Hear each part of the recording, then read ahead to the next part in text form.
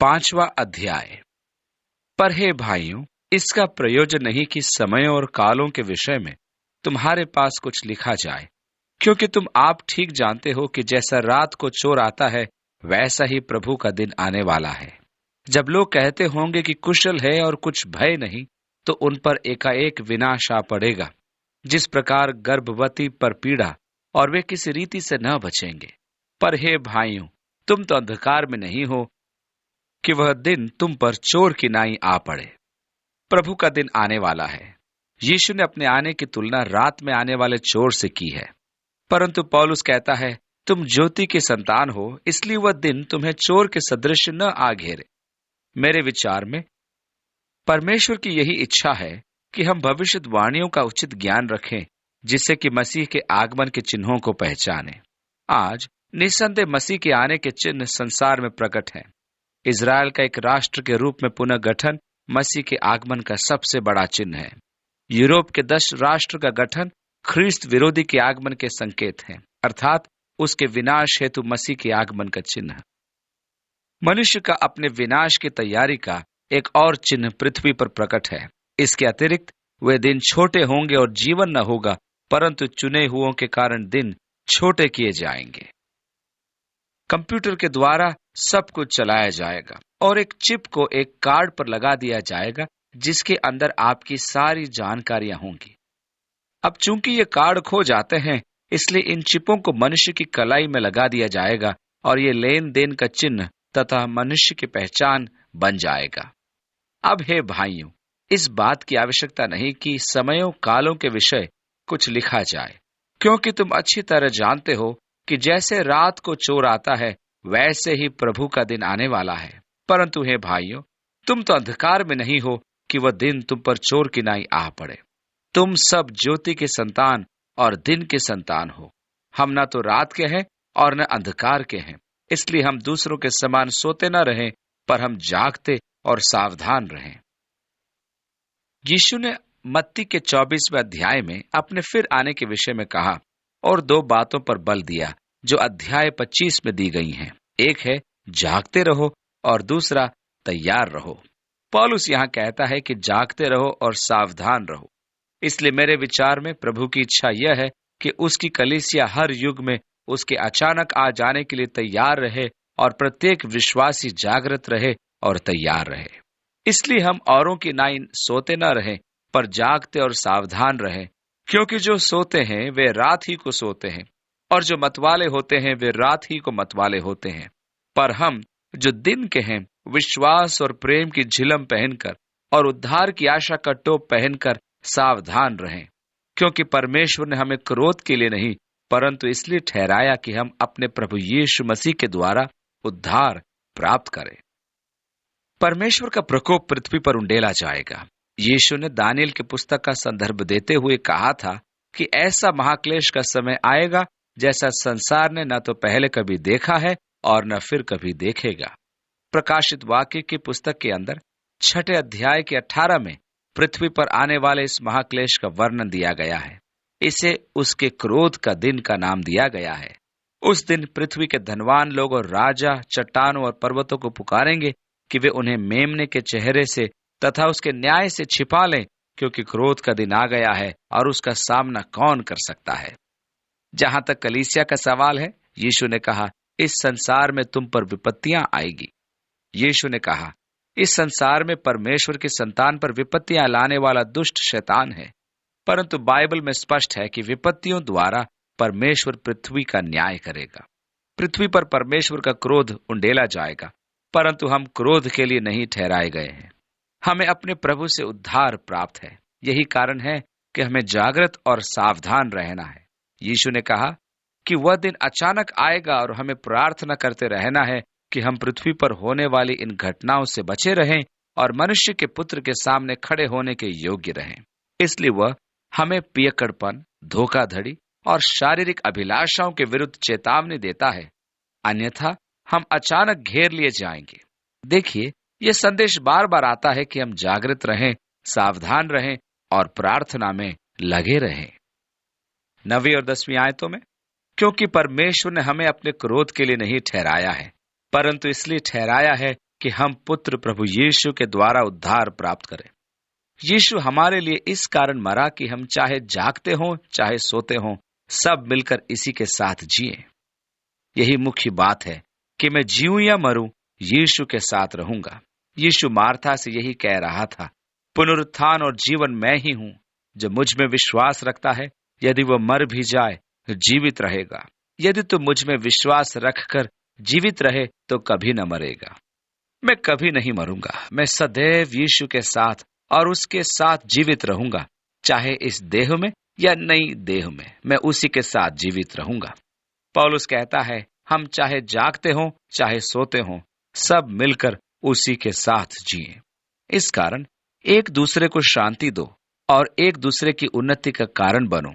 भाइयों, तुम ऐसा करते भी हो, अर्थात हम एक दूसरे को मसीह में निर्माण करें। 12वीं आयत में, हे भाइयों, हम तुमसे अनुरोध करते हैं कि जो लोग तुम में परिश्रम करते हैं, जो प्रभु में तुम्हारे अगुए हैं और तुम्हें शिक्षा देते हैं, अर्थात जिन्हें मसीह की देह का संरक्षक या पर्यवेक्षक नियुक्त किया गया है, उनका सम्मान करो। 13वीं और 14वीं आयत में, उनके काम के कारण प्रेम के साथ उनको बहुत ही आदर के योग्य समझो, आपस में मेल मिलाप से रहो। हे भाइयों, हम तुम्हें समझाते हैं कि जो ठीक चाल नहीं चलते उनको समझाओ। अब वह हमें कुछ उपदेश देता है। और 14वीं आयत में, जो ठीक चाल नहीं चलते उनको समझाओ। यदि आप देखें कि कोई मनुष्य उचित आचरण नहीं रखता तो उसे समझाओ। परमेश्वर ने यहेजकेल को बुलाया था कि उसके लोगों को चेतावनी दे। उसने अधर्मियों को और धार्मिकता त्यागने वालों को चेतावनी देने के महत्व को उसे समझा दिया था। और आगे लिखा है, कायरों को ढाढ़स दो। यहाँ कायर से अर्थ है कमजोर दिमाग वाले लोग। हमारा सामान्य स्वभाव यह है कि हम इन कमजोर दिमाग के लोगों से जल्दी गुस्सा हो जाते हैं, जबकि हमें उन्हें ढांढस देनी चाहिए। परमेश्वर उनको आशीष दे। हमें उनके साथ सहनशील बनना है और उन्हें हिम्मत बंधानी है। निर्बलों को संभालो और सबकी ओर सहनशीलता दिखाओ। ध्यान रखो कि कोई किसी से बुराई के बदले बुराई ना करे। ये कैसा कठिन कार्य है। हम बदला लेना चाहते हैं, परंतु ध्यान रखें कि हम ऐसा न करें और किसी से बदला न लें। 15वीं आयत में, पर सदा भलाई करने में तत्पर रहो, आपस में सबसे भलाई ही करने की चेष्टा करो। सदा आनंदित रहो, निरंतर प्रार्थना में लगे रहो, हर एक परिस्थिति में धन्यवाद करो, क्योंकि तुम्हारे लिए मसीह यीशु में परमेश्वर की यही इच्छा है। मैं आपका ध्यान फिर से उस तथ्य की ओर ले जाना चाहता हूं जहां इस प्रकार लिखा है, हर एक बात के लिए धन्यवाद दो। मैं बहुत बातों के लिए धन्यवाद दे सकता हूं, परंतु मैं उनमें होकर धन्यवाद दे सकता हूं। मैं अपनी समस्याओं के लिए धन्यवाद नहीं दे सकता, परंतु अपनी समस्याओं में रहकर धन्यवाद दे सकता हूं। मैं परीक्षाओं के लिए धन्यवाद नहीं दे सकता हूं, परंतु परीक्षाओं में रहकर धन्यवाद दे सकता हूं। मैं सब कुछ बर्बाद हो जाने के लिए परमेश्वर को धन्यवाद नहीं दे सकता, परंतु बर्बादी में उसको धन्यवाद दे सकता हूं, क्योंकि मैं जानता हूं कि परमेश्वर का हाथ मेरे जीवन पर है। मैं जानता हूं कि मेरे जीवन में जो भी हो रहा है, परमेश्वर इसे नियंत्रित किए हुए है, क्योंकि मैंने अपना जीवन उसे समर्पित कर दिया है। मैं जानता हूं कि वह मुझसे प्रेम रखता है और वह मेरे जीवन में कोई सार्थक योजना को पूरी कर रहा है, क्योंकि उसकी बुद्धि अपरंपार है।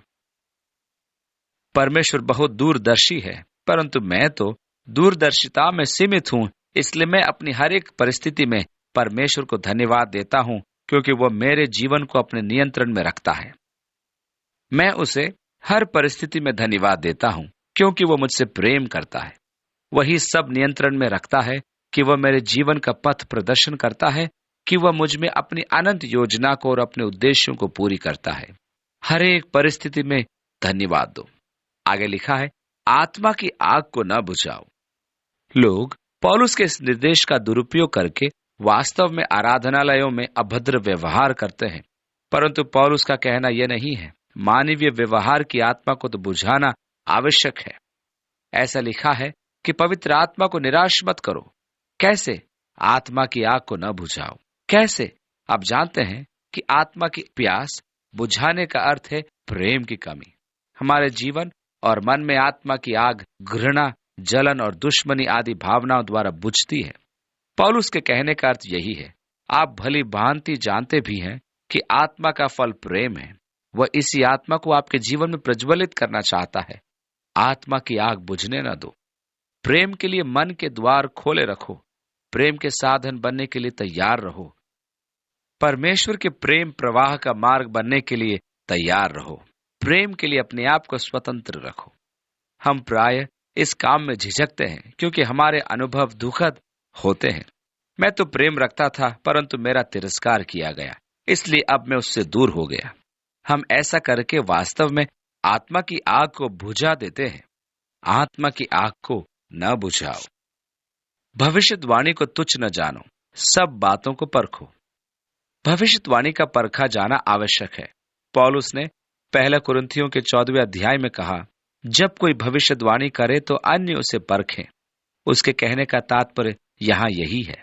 कुछ ऐसे भी लोग हैं जो मुझे हिला देने वाली भविष्यवाणियां करते हैं।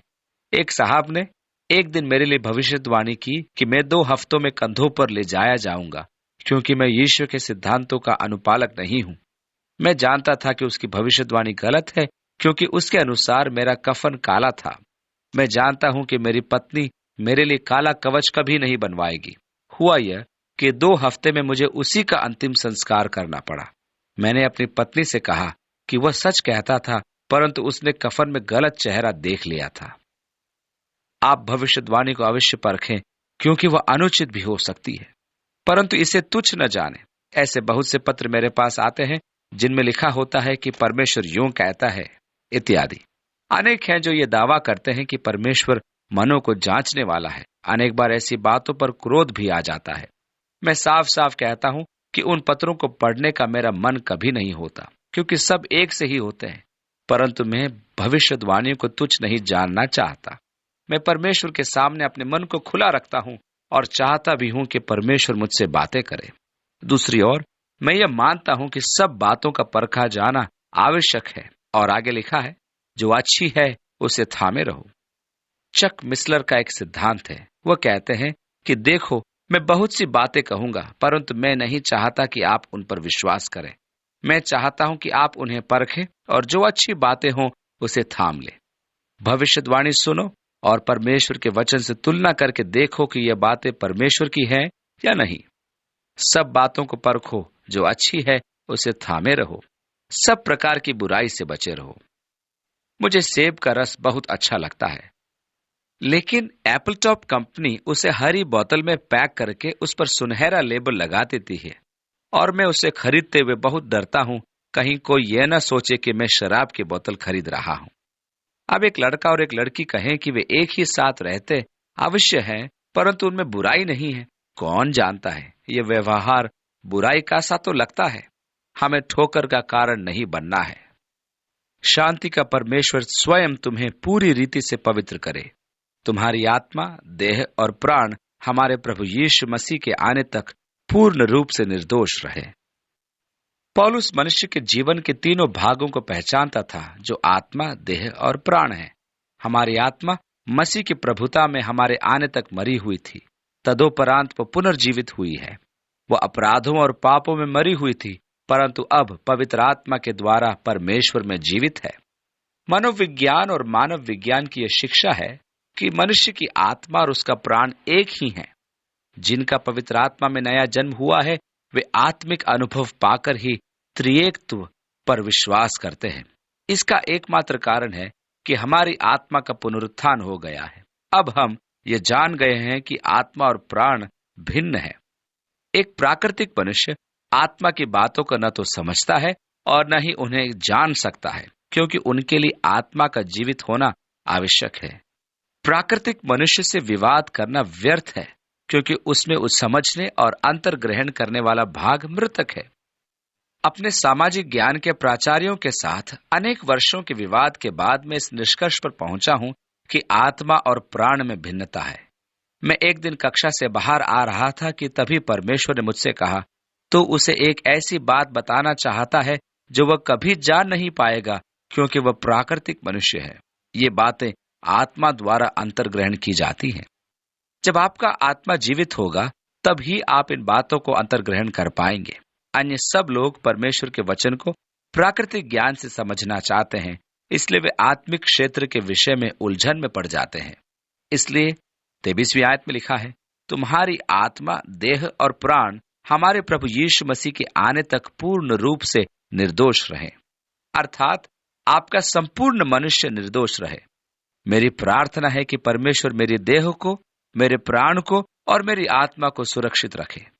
परमेश्वर मेरी आत्मा को हमारे प्रभु यीशु मसीह के आगमन तक सुरक्षित रखे। 24वीं आयत में, तुम्हारा बुलाने वाला सच्चा परमेश्वर है और वो ऐसा ही करेगा। ओह, परमेश्वर द्वारा बुलाया जाना कैसी बड़ी महिमा की बात है, क्योंकि परमेश्वर विश्वास योग्य है और जब उसने हम में भले काम आरंभ कर दिए हैं तो वह उन्हें करता भी रहेगा। 25वीं आयत, हे भाइयों, हमारे लिए प्रार्थना करो। अपने सभी पत्रों में पौलुस निवेदन करता है कि पाठक उसके लिए प्रार्थना करें। वह उनके लिए अपनी प्रार्थनाओं का उल्लेख भी करता है। मसीह की कलीसिया का यही एक काम है कि वह एक दूसरे के बोझ को बांटे और मसीह की व्यवस्था को पूरी करे। एक दूसरे के लिए प्रार्थना करते रहो। 25 और 26, भाइयों, हमारे लिए प्रार्थना करो। सब भाइयों को पवित्र चुंबन से नमस्कार करो। एक बार हम ग्रीस की आराधना में सम्मिलित हुए थे। वहां उन्होंने हमें दोनों गालों पर चुंबन दिए। उनकी कलीसिया में आज भी यह प्रथा प्रचलित है। रोम में भी यही प्रथा है। हमारे लिए यह व्यवहार शायद विचित्र होगा, परंतु उस समय की यह आम संस्कृति थी। 27वीं आयत, मैं तुमको प्रभु की शपथ देता हूं कि यह पत्र सब भाइयों को पढ़कर सुनाया जाए। अब हमने तो पौलुस का यह आदेश मानकर अब सब भाइयों में इस पत्र को पढ़ दिया है। 28वीं आयत, हमारे प्रभु यीशु मसीह का अनुग्रह तुम्हारे साथ रहे। हमारा अगला अध्ययन होगा थिस्सलुनीकियों की कलीसिया को लिखा गया पौलुस का दूसरा पत्र, जिसका पूरा अध्ययन हम एक ही बार में कर लेंगे। जैसा कि पौलुस कहता है, तुम वचन के करने वाले बनो, न कि केवल सुनने वाले। परमेश्वर हमें उसकी शिक्षाओं का करने वाला बनाए। पौलुस के निर्देशों का पालन करते हुए हम परमेश्वर और मनुष्य के सामने पवित्र और धार्मिक जीवन व्यतीत करें। उस दिन की प्रतीक्षा करते हुए कि जब हमारा प्रभु आएगा और हम उसके पवित्र आत्मा के द्वारा उसके महान सामर्थ्य के अनुसार उसके ही तेजस्वी रूप में ढल जाएंगे। हम एक दूसरे से अधिकाधिक प्रेम रखें। उस दिन वह सब कुछ अपने महान सामर्थ्य के द्वारा अपने अधीन कर लेगा। प्रभु यीशु मसीह का अनुग्रह और परमेश्वर का प्रेम और पवित्र आत्मा की शांति आपको मसीह में बनाए रखे। यीशु के नाम में आमीन।